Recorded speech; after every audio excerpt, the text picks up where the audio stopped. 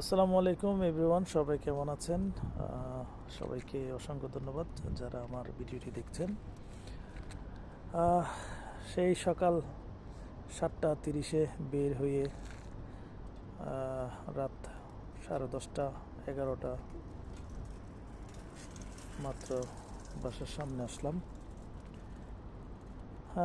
সারাদিন আসলে ব্যস্ততার মধ্যে আমাদের দিন কাটে।